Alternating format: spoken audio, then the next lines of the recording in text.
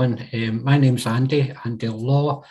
I am a police officer with Police Scotland for the last 18 years, and I currently work within the Cybercrime Harm Prevention team, along with Mark, who's my colleague from up in Aberdeen.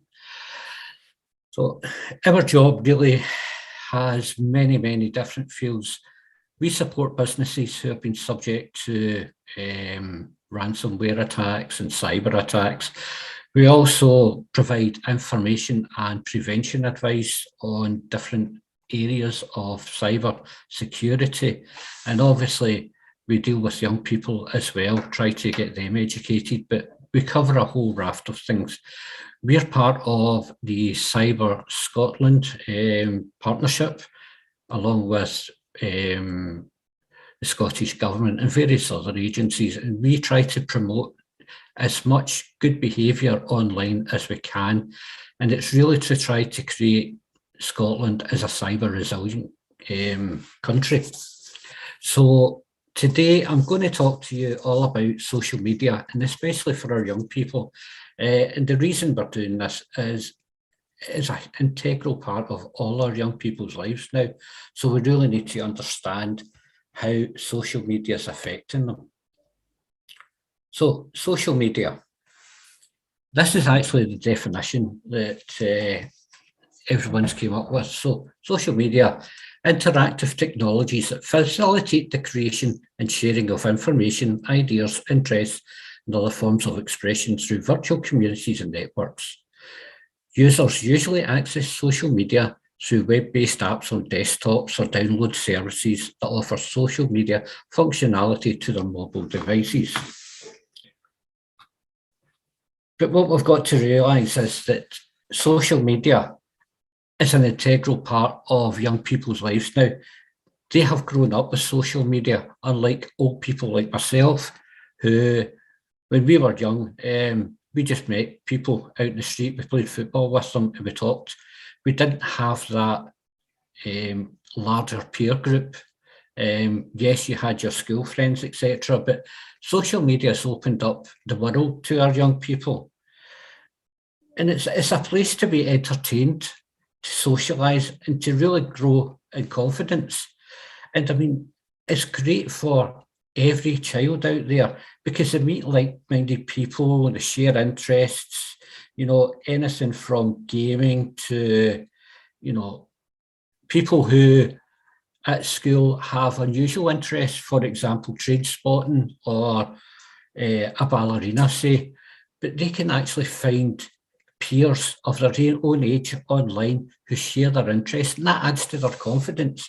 So what we always try to say is that, yes, social media is a really positive thing for young people's lives, but there are dangers out there. So what we try to do is get our young people to recognise the dangers, to reject whatever's going to happen and report it to someone, be it an adult, be it their parent or carer, just so that they've got a better understanding and are able to mitigate any dangers out there and handle them, because it's all about confidence and understanding. So I'm going to go through some of the social media apps this evening and just give you a little insight. But first up, this is quite important. Now, all social media sites will tell you that the children have to be 13 years of age or over. The reason for that is it's all about data collection. Now, there's a law in America, the COPPA law, which states that no internet organisation is allowed to collect personal information of anyone under the age of 13 without parental permission. But that's also copied in Europe and in the UK legislation. So anyone under the age of 13 has to have permission of their parent before they go onto these apps. And although that's the reason I'm quoting the USA law here is because most of the social media platforms that we talk about that the kids use on a daily basis, or should I say hourly basis, or should I say maybe every 5 minutes. They're all based in America, or a huge proportion are. So that's why I've made it so that you can see where the laws come from. Now, as I said there, 13-year-old has to be the minimal age, and that's in most of the social media sites. But for example, some popular ones like WhatsApp, again, you've got to be 16 or over for their terms and conditions. YOLO, Siraha is 17 years of age and more, and Meet Me, Live Me, they're 18 years of age or more. So you've got that quite difference in age ranges. However, in the real world, you're having children anywhere from the age of 7, 6, going on to social media, usually maybe on something like House Party, to talk to their friends. So it is a thing that we've got to be aware of. So one other thing I want you to think about, all these social media sites are free to use, but why are they free to use? And it's because of that data collection. They make their money through advertising. So whatever you're liking, whatever you're clicking on, whatever is part of your watching and the time that you're watching, all of that data has been analysed to say exactly what sort of a person you would like. And then they're selling that data to companies, and they then have paid advertising to be put into your streams. So everything on social media is about gaining as much information of those who are using it and then selling that data on. So it's just so that you can understand a lot of the information that you don't realise is being collected on these social media platforms. And it can be quite detrimental if you are liking some things which aren't quite what you should be. And certain things may pop up in your adverts when you're on the screen. So I've got some stats here, and most people may or may not know these, but I just want to go through a couple of them. I mean, a quarter of 3-year-olds have their own tablet now. Now, at 3 years old, you know, we're all parents, we're all carers, we all look after young people. You know, at 3 years old, we're teaching the kids how to wash their face, how to cross the road safely. How many of us are actually telling them the dangers about online, or are we just giving them a tablet and letting them go away to play themselves? We have to take social responsibility. If your young people are going online, they need to know how to recognise dangers, reject them and report them. So that's one of the things I'd like to say. YouTube, children don't watch the television anymore.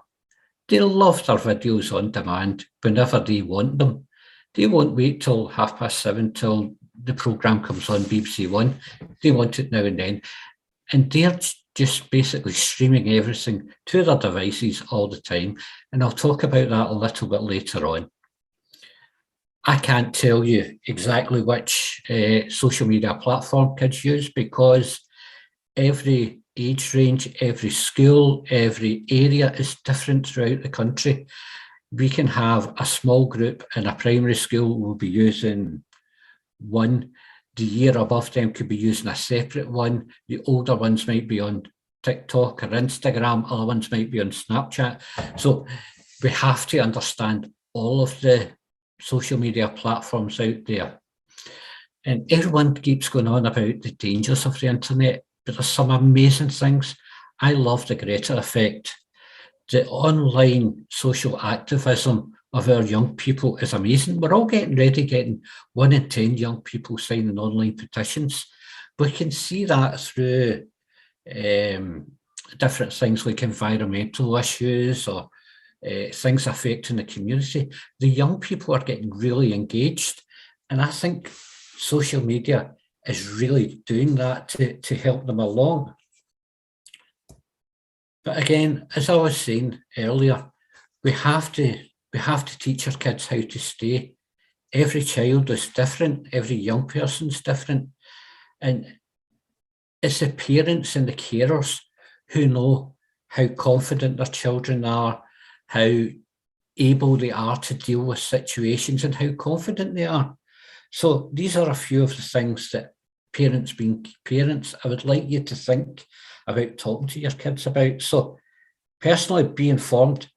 Keep up to date with the online trends and challenges that children and young people are facing online. Open conversations. Of course, talk regularly to children and young people about what they like to do online and what their favourite pastimes are there. Discuss the risks and talk about, what they might encounter online and what strategies for responding to them. And make sure that your child is open and has that way of talking to you to express any concerns that they have. Explore together. Why don't you spend a wee hour with your child playing a game or seeing what they're doing and talking to them whilst they're online? It gives them more confidence that you won't be upset if they're going onto certain apps that you don't approve with. I'm not saying that you should allow them to go into whatever app they want, but actually have that conversation of why you don't want them going onto that app and let the child tell you why they feel it's important that they are on it. So it's about talking again. And of course, with every child or young person, we need to establish the balance and the boundaries. So just explain to them why you don't think it's a good idea of going on to things. Monitor activity. Absolutely. Some children become withdrawn for very different reasons. And you might see a change in your child's behaviour online or on or towards family members or their peers. There could be a huge amount of reasons for that. Anything from, the worst case scenario, someone's been cyberbullying them, sextortion, etc., etc. But you've got to really have the open conversations and make sure that they're going to tell you, so you can monitor their activity. And that's basically through things like parental controls, so you can see exactly what they're doing. And it also gives you the opportunity to set boundaries for your children and young people, and make sure that they're accessing age-appropriate content. This is one, again, that we've talked about before, and it's all part of what I'm going to keep reiterating this: recognise, reject and report. And it's what do the kids do if they see something inappropriate? Do they know how to report it to the platform? Would they tell their peers? Will they tell their parents? How do they know to block things online? So we've written a document which will be available to everyone after this presentation.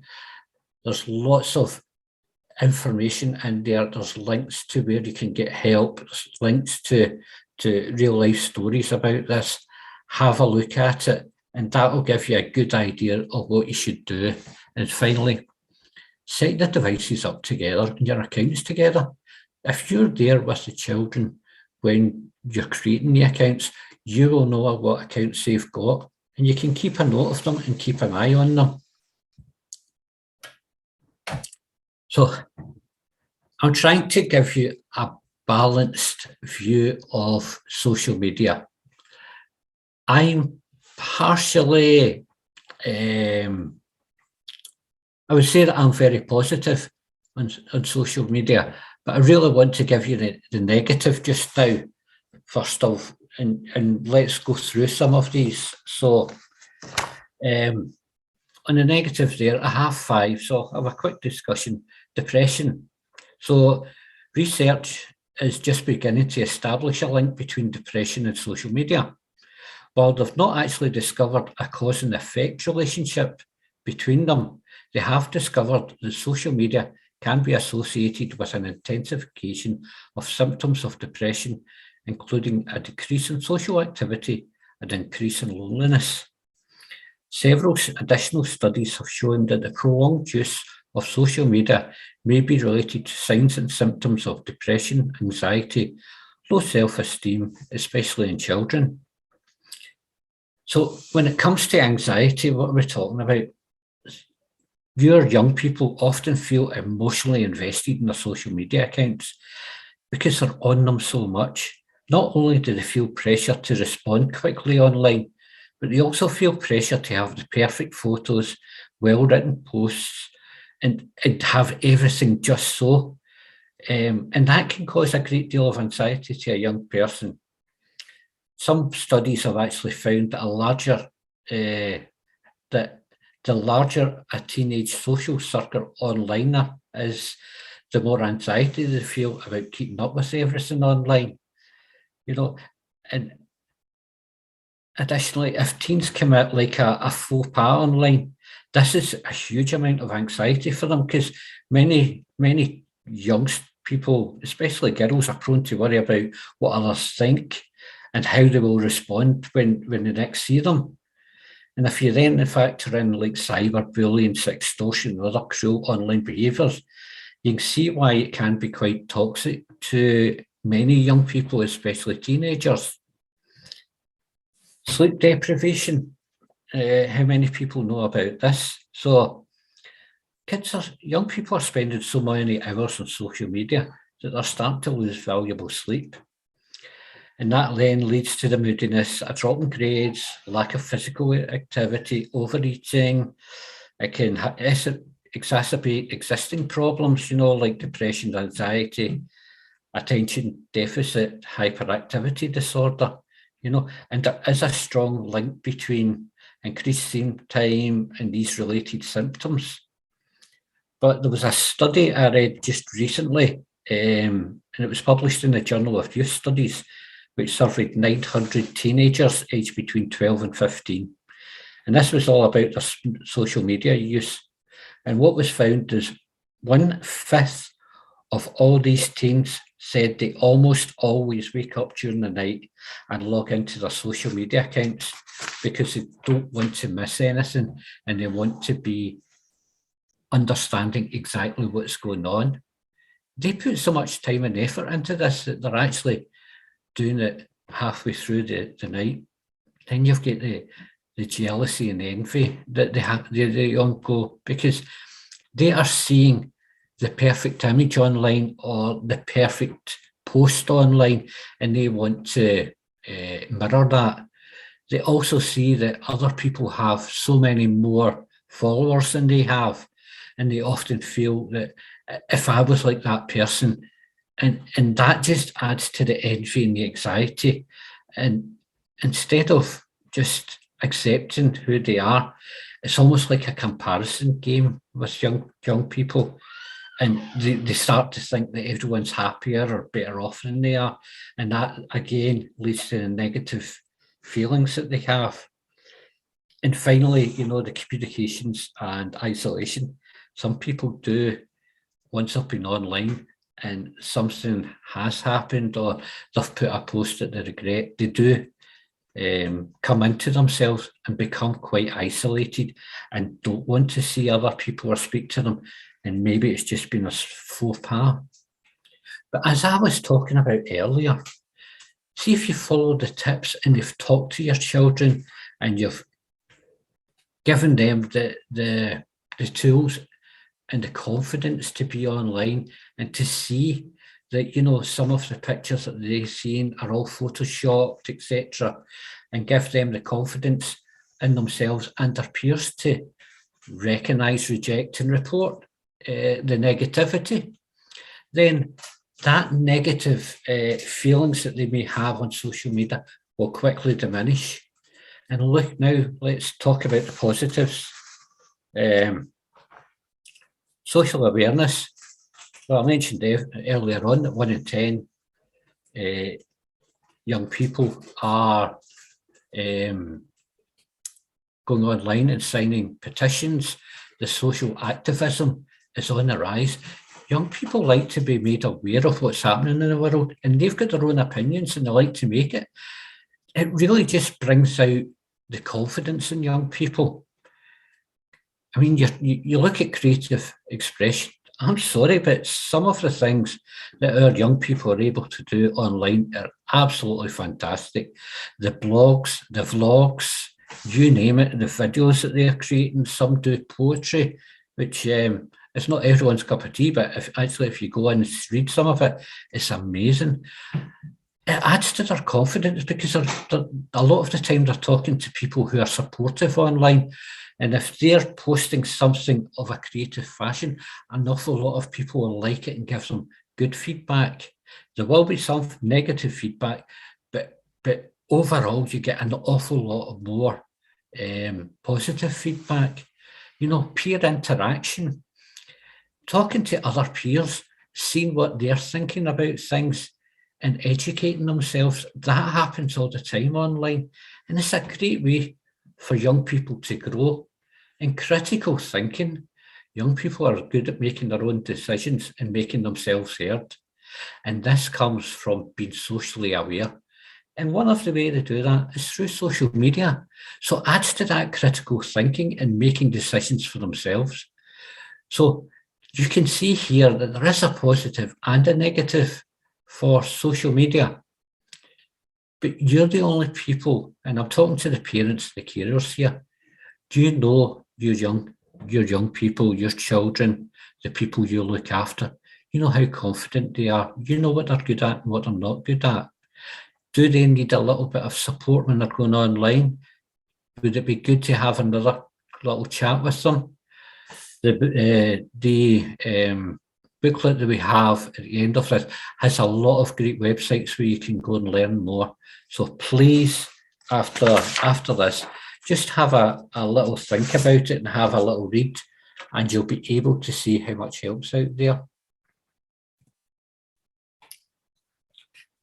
So what about our young people? I am so glad that the internet wasn't around when I was a teenager, because we all do silly things. And unfortunately, that now stays with our young people a lot of their lives. So what we try to say to young people is, just think about your digital footprint, and it's called cyber hygiene. And it's just think about what you're doing before you post it online, because nothing stays hidden on the web. So be kind, be smart, but don't give away too much of your private information. Think about who your friends and your contacts are, and make sure they have similar security settings that you have. And will you be proud of your digital footprint when your young person grows up? Because I'm going to give you a few examples here to think about. So a lot of companies now out there are conducting due diligence when they're hiring young people. So they're actually looking through their social media accounts to see what sort of people they are, to make sure that they fit in with the company's ethics. Young people also go to university will find that their social media has been examined by the university to make sure that they're clear. Just think, look at Novak Djokovic just recently. He's had his visa for Australia withdrawn. And a lot of the information that they were able to deduce came from his social media posts, you know, about going to Spain, about an interview with the reporter. All of that was on the social media platforms. And that was part of the reason that his visa was denied to Australia to take part in the tennis. Not the only reason, there was other reasons, but that was one of the things. And one of the other things I want you to think about is visas for foreign travel. Now, we already know that certain countries will not provide visas to certain people for travelling. And if you like or dislike something that's happened in a certain country around the world, there's always that possibility that they'll refuse you a visa for entering the country. So I want you really to think about what gets posted by the young people and make sure in future it's not going to come back and have a negative impact on the rest of their life. One of the things that you do know is that a lot of gamers don't use their true details when they're online. They all have pseudonyms. You know, is that something that's appropriate? But again, that's something for yourselves to talk to your young people about. So I'm just going to touch on parental controls and security settings. I'm sure most people know about it and what it's about, but it basically gives you the opportunity to remotely see what your kids have been doing online, what websites they're visiting, what applications they're downloading and going on to. It also, some of them give you the option whether or not to allow your children to access them. So if your young person wants to go onto a website that's not been cleared by you previously, you'll get a notification through your phone, maybe through an app, and then you can allow them to visit it or not.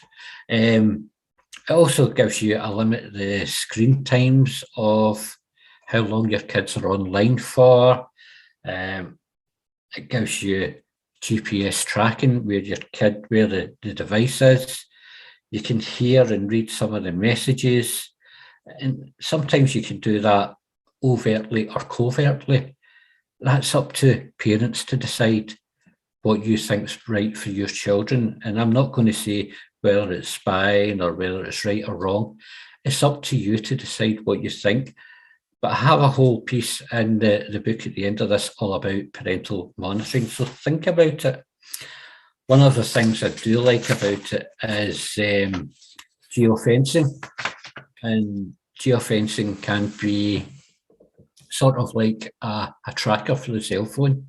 So you can set perimeters that your young people's allowed to go to.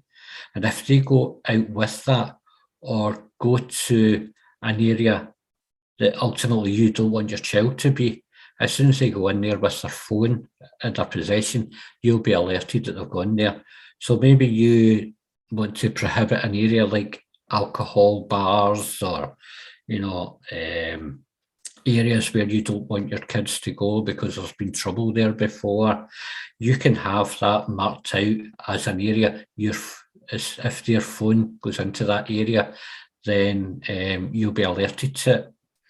But you can also do safe zones, and that will guide your children to a safe zone. So if they're in danger or they're scared, then the phone can actually direct them to a place of safety. So it's good. It gives you a track of where the kids have been, where they are. You can manage, you can block inappropriate apps, etc. But it also can tell you, what data your device is collecting from the children. And obviously, again, it's a huge part of life. So it's a way of protecting your children.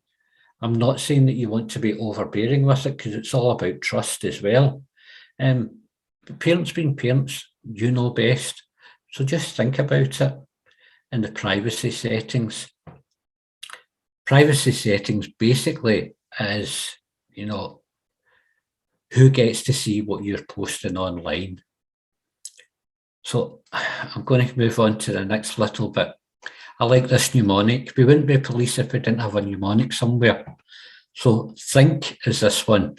So before your kids are posting online, and this is especially for the younger primary school kids, because you want to start instilling this from a young age. So before they're posting, is it true? Is it helpful? Is it inspiring? Is it necessary? And is it kind? And just reiterate this as they go through their life so that you know what they're posting, because the more they're doing this and checking what they're doing, it'll become second nature to them, and it builds their confidence of being online.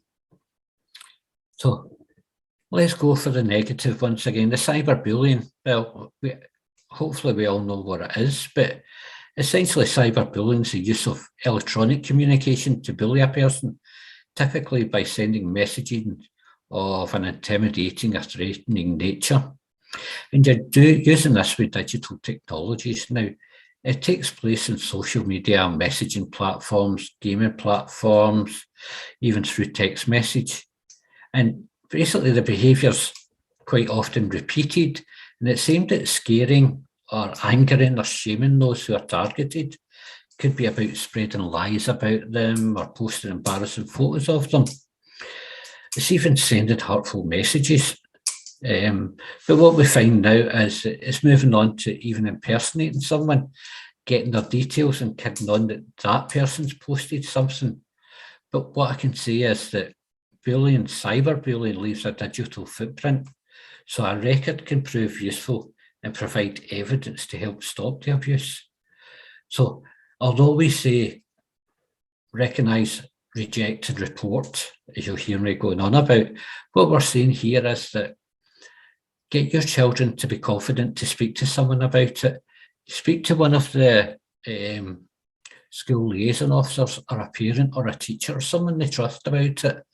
And the more they've built up that confidence, the more they're going to tell you about it. So it's something we have to think about. And then sharing of images. This is a huge issue as well just now. And part of it's about lockdown and there's lots of different things. I've gone quite deep into this in the booklet that's attached to this presentation. So I'll just touch on a few things.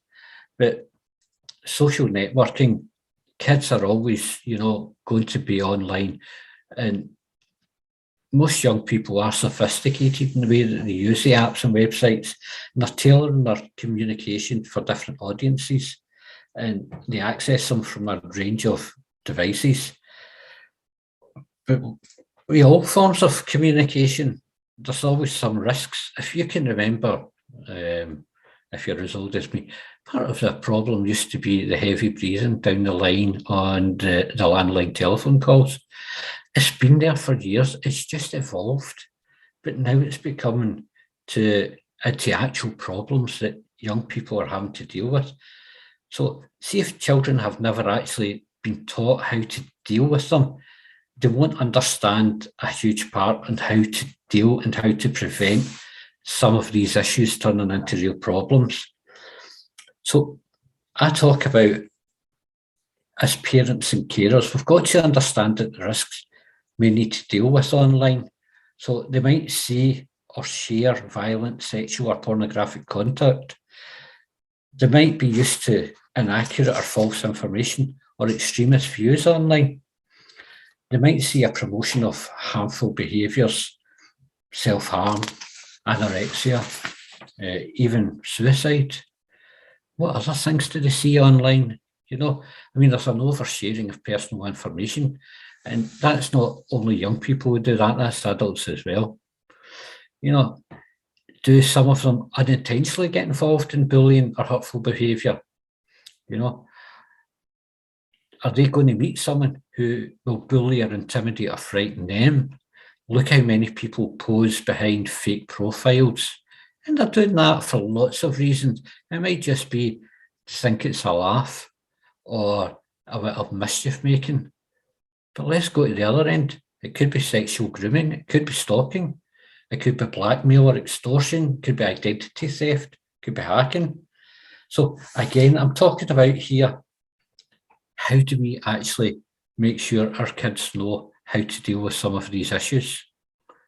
So understanding the apps, understanding how to report it, and understanding the telltale sign is a huge part of how we have to educate our kids and how to deal with online behaviours.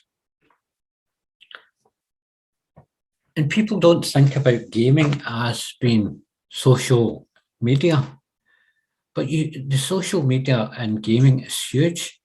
2.8 billion active users of games worldwide. And most of these games now have transformed from, as I remember, the old Atari with a cartridge we used to play tennis across a screen in your living room, to now they're completely different. And you don't just have the game itself, you have, you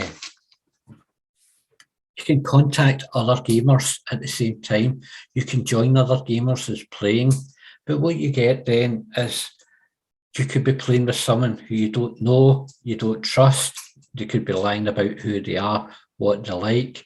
They could be doing it just to become friends.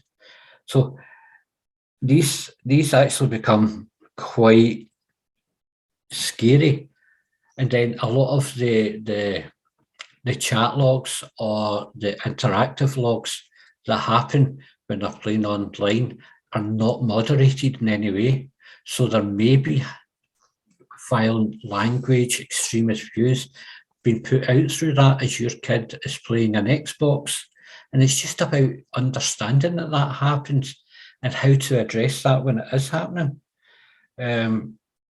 But gaming's a huge thing as well. And I'm going to give you a very quick example of that. So my boy is 10 years old. He had a spinal injury, nerve damage in his back, was unable to walk for a period of time, was confined to a wheelchair.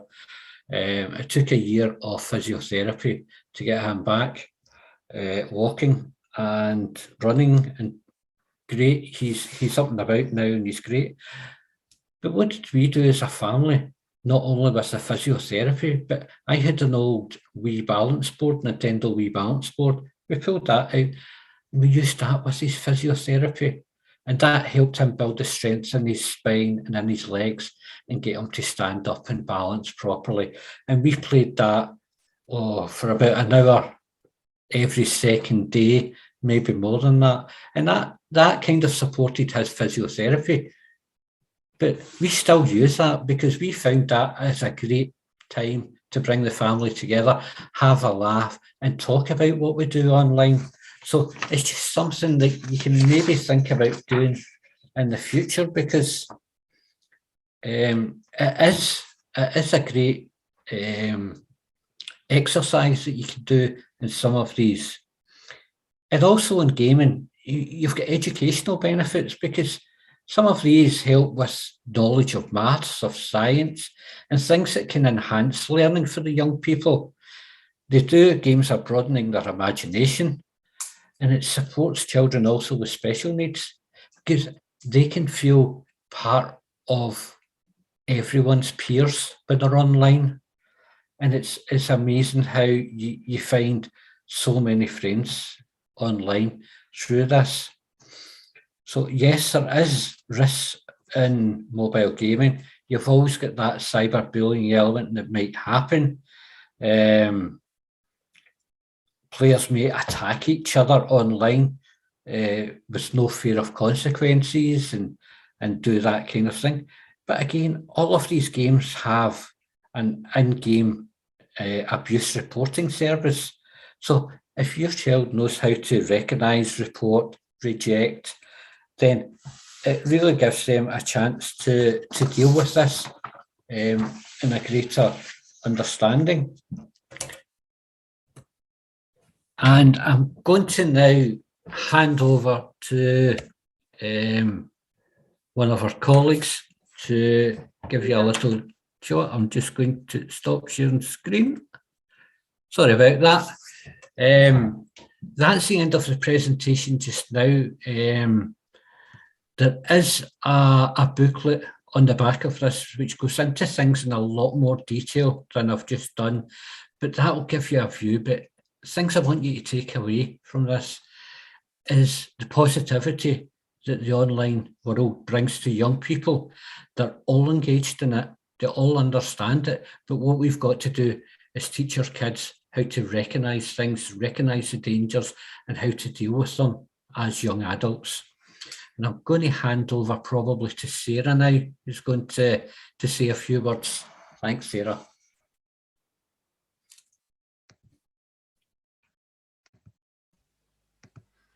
Hi everyone. Firstly, I just want to send apologies from Laura. She was supposed to be with us tonight, but unfortunately she's not very well, so she can't make it, so you've just got me instead. I'm the campus officer in St Paul's, which is in Pollock. I've been there for about 18 months, so I've seen my fair share of issues arising around about social media and things like that, all the topics that Andy's already talked about this evening. But likewise, I've seen the positive aspects of it as well. So for every, like anything in life, when you can go one way, you can find a reason for it to go in the opposite direction as well. just to say to you that most schools in Glasgow have a campus officer. So if you do have any concerns or anything that's relating to your own son or daughter or whatever relative you have in a high school, please feel free to approach the campus officers. We're here for advice. We're not always just here to deal if there's any wrongdoing or things like that. We're more than willing to put advice and time in and educate as well as best we can as to where the kind of boundaries are between what's right and what's wrong. I've just got one slide there because I don't want to go over everything that Andy's already said. Again, likewise, if there's any questions, it might be easier if there's questions there for me to answer. The main kind of 4 points I've put here are the things that kind of are a reoccurring theme throughout all year groups, first year to sixth year in the high schools. And speaking with other campus officers, we all seem to deal with the same things, different levels at different points in time. As I've said, phones have its advantages and disadvantages. It's whoever, whether a parent, gran, aunt, uncle, whoever, whatever reason you're looking after a child and they're in high school, it's your choice. From a schooling point and a policing point, we will, or the campus officer in the school, we will support whatever your decision is in relation to how you want your child to go about like their mobile phone. I'm not going to sit here and tell you what they should and they should have Snapchat, they shouldn't have Instagram and things like that. That's a decision for whoever's at home to make. The things that come in line are the main things that are issues that have been highlighted to me is cyberbullying. When I was in school, if you had an issue with somebody or you wanted, if someone was getting picked on, it happened face to face. All these things now seem to happen online.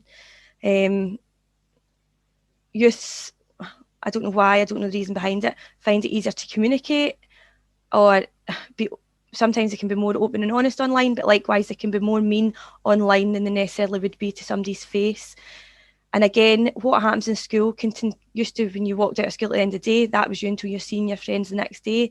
Whereas now with mobile phones, iPads, whatever technology they've got, it continues on. They leave school 3, 4 o'clock, continues on the afternoon into the evening. And some of the things that I've seen still go on at 1, 2, 3 in the morning. Like Andy's already says, it can affect the teenagers in different ways.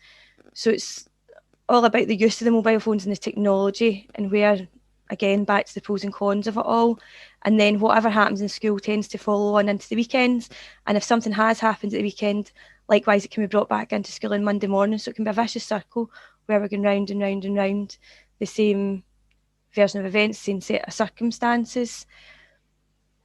Also, in terms of mobile phones, it's the use, the camera function on the phones or iPads, whatever they have, that can cause issues. Likewise, it's nice, it captures moments between friends, but it's finding what's appropriate and what's not appropriate. And each school varies. Again, it's down to the school, what they are willing. Some schools are very interested in using Twitter, some not so much. Some use their own different social media platforms within a school. So it's finding a balance and supporting the school and what they've chosen to do for ways of sharing with parents, keeping them involved. But likewise, the school can know what, from a pupil's point of view, who is and who isn't allowed to be shared online. And that can link in with if the teenagers themselves choose what to share online at different points in time. But again, when things can be shared legitimately online or for positive purposes and educational tools and things like that, it can lead to these images being used, or again, I don't want to, different people can use them in different ways, but it can lead to the fake accounts that has been an issue, as far as I'm aware, in a couple of schools in Glasgow, fake accounts, but they're using the images that have posted legitimately in the first place and then they've been doctored in not necessarily a nice way. So I feel like I'm rattling through all this very quickly, but I don't want to go over what Andy's already said. So that's the 4 kind of main issues that I'm aware that happen in high schools, and it's something that I deal with on a, if not a daily basis, every second day or third day. Again, if there's anything specific to any pupil in particular, or any teenager that you've got, please contact the campus officer or the police in general if you do believe it's like more towards criminality type thing. But I do spend a lot of time, especially more at the minute with the first years and second years, trying to educate them into the correct use of social media. And sometimes it's just through lack of knowledge. They don't realise where that things can go wrong and how the effects of what they do online can affect other people. And it's very easy to take the time, 5-10 minutes, to speak to them about it, and not always turning it into a negative, how you can turn it back round into a positive. Thanks, Sarah. I'll just kind of jump in as well there. Just in regards to the fake accounts, what Sarah was alluding to, this has been quite a serious issue across Glasgow and actually across Scotland and many other local authorities. You might have seen some information in the press recently about it. So what's been happening is, I mean, we can't always assume it's a pupil at the school, but someone is using images either from the school's social media or their website, or they're taking images of the person, and then they're creating fake school TikTok accounts, Snapchat accounts, Instagram accounts, whatever social media is they use. And because it looks quite official, they're using maybe the school badge. Then pupils think, oh, excellent, my school's now on Snapchat, and I'll start following it and think it's a legitimate account. But unfortunately, the account is being used to kind of take the mick out of other pupils, out of staff. And in actual fact, that was part of the reason that we started working on this webinar, because we were getting a lot of feedback from parents, worried and concerned parents, and also staff, because there's some staff that were really being targeted, that when they were going into school, it's not a nice feeling knowing that half your class is laughing about you because they've seen this thing online. And the problem that we've got, and the reason we're highlighting it to you as parents, is because we're just trying to make you more aware that this is going on. The problem we've got is that the social media platforms are not particularly geared up or designed to shut those accounts down really quickly. So sometimes they're online for quite a time. The schools do their best to work with the likes of Sarah, like the campus officers and other staff, to try and track down who created the accounts. And then they maybe speak to their parents and carers with them and why they shouldn't be doing that, and they get them to shut the account down. And that seems to be the quickest route to do this. What my advice would be as a parent about this to use as parents, please check with your young people if this is happening in their school. First of all, make sure that the young person knows if that account is fake or not, because they could be following an account that they actually think is legitimately the school's account, and it turns out it's not. And then they're getting linked into this whole drama in school that they weren't even aware of. But also, if you discover that your child is part of creating one of these accounts, try and have the conversation with them about how it's making the people feel that are included in the accounts. And that just leads into another message as well in regards to just make sure you're having a conversation with your young people about how they behave online. I think all of us, even as adults sometimes, but like because we're a bit disconnected online, and it's easy maybe to type something in anger or in frustration, and you think, oh, it's just a bit of text, and you fire it out there and you go away and you go on about your day, and you don't think there's much repercussions from it. In actual fact, sometimes on the other side of that, when a young person or an adult or anyone is reading that text over and over, it can sometimes actually be more harmful than you saying it to their face one off and walking away. So really my whole point is just, as parents, I'm asking you as a fellow parent as well, have these conversations with your young people. Make sure that they know how to behave and online, and be kind to other people, and you would treat people online the same way you treat them in real life, just as nicely, really. So that's my 2 cents into it. Hopefully that was a bit helpful for the context. So let's crack on if anybody's got any questions. Thank you, Sarah. Thanks, Andy. Mark is going to help us with any questions that we do have. So Catherine, I think we had one at least that came in that hopefully Mark might be able to address. No, there's 2. Right. There's 2, but they're linked, so I'm going to take both together. So the first question was from Heather Monroe, who said, do you deliver or know of anywhere that delivers training awareness of social media security to young people? And then a question from Sharon Cooper. I've heard about a great police workshop where school kids take part by chatting online with new quote unquote friends. And then after a while, men appear from behind a curtain to reveal who they were actually chatting with. Does this workshop still exist, and is it offered to all Glasgow schools? So there's a couple of questions there about training and awareness and sessions for young people. Well, the second part, I'll maybe leave to Andy, because I'm not sure about that. That workshop, I haven't heard about that myself. For the first part, there's loads of places you can go online for kids to get information on it, on safe internet. Young Scots are a really good one. It's got loads and loads of different materials and things in it, and it's just about going and looking. And like as Andy said in his presentation, there is kind of like to encourage the parents to look for these things with their children as well, so they're kind of going over it together, because it's kind of like it's that old analogy of putting your own oxygen mask on first. So if the parents don't know it, how can they be expected to teach the kids or know what the kids are doing? So it can be good for both adults and children to look up some of those sites. And I know the document that Andy's put together as well has got signposting to loads of different sites and loads of different pieces of material as well. So there's lots and lots in that document that can help. Yeah, I mean, certainly we do provide a lot of presentations to young people throughout the country. Usually if an issue has been identified, then myself or Mark will go in and do presentations to the school group. And obviously our school liaison officers up and down the country often come to us looking for presentations that they can deliver to S1 and S2s. I've just had one today, which was for Argyll and Bute, who's going to be delivering them on Monday, and I've provided him with all the resources.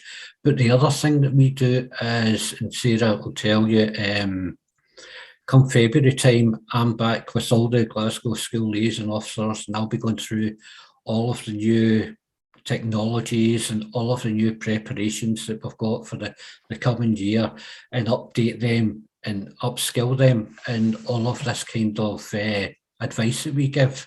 So we're constantly updating our material to deal with what is actually happening out there. And secondly, for the Police Scotland haven't been doing that workshop where the person comes from behind a counter. Personally, I don't think it's appropriate. There's better ways of teaching our young kids about how to talk to and who to talk to online. And we have that going all the way through. We've got videos about it, etc. But for them actually to interact, it can be quite distressing for some of the young people on the back of it. So we won't do that. Catherine, is there any more questions? No more open questions. So I think it is, get them on there quick if you want them to be picked up. Yeah, so just a quick reminder, because we're only going to give it another couple of minutes. If you want to submit a question, go onto your toolbar. Depending on what device you're on, you might need to swipe or push your toolbar up. And it's the Q&A function that you're just going to type your question into. So while we're waiting to see if there's any other questions, I just want to say a massive thank you to Mark, Andy and Sarah for tonight. A lot of effort goes into creating these webinars to get the information out to you as parents and carers, so I hope you find them useful. You can always give us feedback through the Eventbrite email that you've received with tonight's link. Let us know of any topics that you would be interested in as well. The guys at Police Scotland are always really open to working with us and delivering these kind of webinars. I can see that, is there something else come in there, Catherine? I think there's a final question came on. Right, last minute. There's a small question came on there. Do the children get training in this in school? Right, okay, so maybe a question for Sarah first of all, and then if Andy or Mark want to feed in. So again, I can only really speak from St Paul's. I link in, there's 5 campus officers I kind of speak to on a daily basis. It's myself, Ross Hall, Hill Park, Bella Houston and Govan High. The 5 of us work quite closely together just because of the geographics of where we are and things like that. It's such an open-ending question issue that online problems I'm having with the pupils in my school aren't even the same as Ross Hall, which is not even 2 miles down the road. So it's, when it comes to the inputs that I do, or the inputs that the campus officers in other schools do, we tailor it to the age group and sometimes the maturity of the group that you're putting into. Sometimes it's easier, and COVID's restricted quite a lot as well. We aren't allowed to, or up until recently, we've been restricted with numbers as to how many we can have in the one place at the one time. And for things like that, it's easier when you can get a bit of an engagement going with a class group. You could put it on to like an online platform, but interacting with teenagers on an online platform, it's a hit or a miss. So it's much easier to tailor it to the requirements of your school. And at that time, what was an issue for me 6 weeks ago before Christmas isn't the same issues that are ongoing now.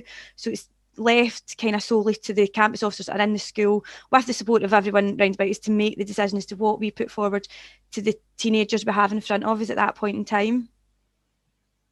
And can I maybe just ask a question that maybe Andy and Mark that will lead on from that? So in regards to primary schools though, I know that sometimes the campus officers will feed into primary schools, but I'm thinking maybe if a primary school was requesting some training like age appropriate for like P5s, P6s, P7s, because they're still online, could they either approach like your campus officer or your local police office to ask if anybody would be available to do something like that?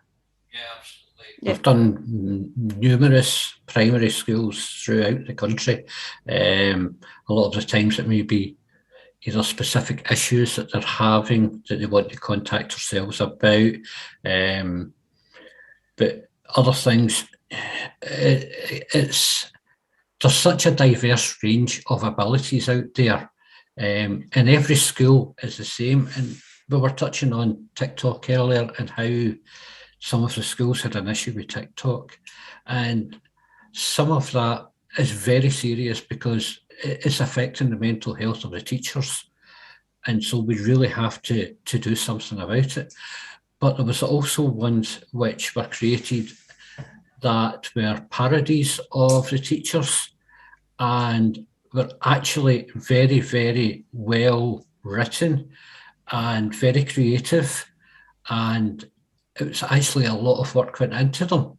And although they didn't get the permission of the teacher, our hands get tied with this kind of thing, because under the law, parody, taking an image which is already there and making a parody or a joke from it, is not a crime. Everyone has seen things like Theresa May dancing on stage, and then that's became, a longer video where they've added music to it, etc., etc. We've seen them with Boris Johnson and other people. The unfortunate thing is that people would instantly think that we've got the power in law to deal with that. So some of these incidents are not actually a criminal act. However, they do go against the ethos of the school or some of the rules within the school, which is why it gets dealt with the school. But certainly in that scenario, ourselves, Education Scotland and the Internet Watch Foundation very quickly pulled together a way of having these TikToks and Instagram accounts removed within 24 hours of the reporting process getting put in place. So it was almost instantaneous that happened. So what happens is, if incidents like that are becoming an issue, behind the scenes, a lot of people are working very quickly to address the issue, to get a system of process in place to address it. And then we will look at who was doing the criminal acts, who was doing the wrong things, and then catch up with them later. A lot of investigations do take a long time, because you've got to remember a lot of the social media platforms may be in America. So we're asking the US Department of Justice for a subpoena to ask that company to get the information, to get it sent for us so we can evidence things. So a lot of the time it's easier just going to the platforms, getting it removed, and having, shall we say, a quiet word with some of the people about it. We don't always do that, but it's got to be justifiable and relevant to what's been happened.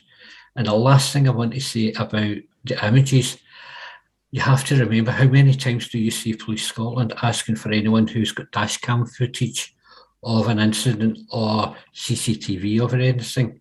So again, you've got to think about, is that image taken for a criminal purpose or for a non-criminal purpose? And do they have permission? Is it a public place or is it a private property?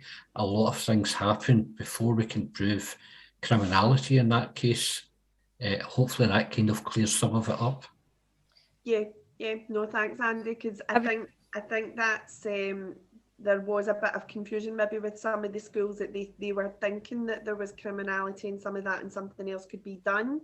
Mm-hmm. So yeah, it's unfortunate, and I suppose that's why, as a parent, if you hear that's going on in your school, then it's probably your responsibility then to chat with your young person. I certainly had that chat with my daughter, not that I suspected she was doing it, but just to say, you know, that this is happening, just be wary of accounts that you're maybe following, because they might not be as legitimate as you think, and I wouldn't want you like getting into trouble through that at all. So it's just about having like that wee quick chat and highlighting that issue and just making sure that your young person is aware of it. Just somebody just mentioned about primary schools there. From again, every school's different and every campus officer, it depends on their current situation as to what they do. For me, I've recently linked in with some of the primary 7 classes for the primary schools that are going to be coming to St Paul's, because they will eventually be my new first years after the summer. So sometimes it is easier to speak to them. Again, it's primary schools that came to me with an issue or a topic that's needing discussed, to try and put a more positive spin on it, to stop it spiraling out of control and things like that. But again, some areas are different, but there's always the local policing team are, depending again on your area, they can come into primary schools when required, if it's necessary for things like that. Some campus officers go through, like, link in from primary 1 right up to primary 7. For myself, just with the size of St Paul's and things like that, I tend to stick to linking in with the primary 7s, because they are going to at some point in time be my new first years type thing.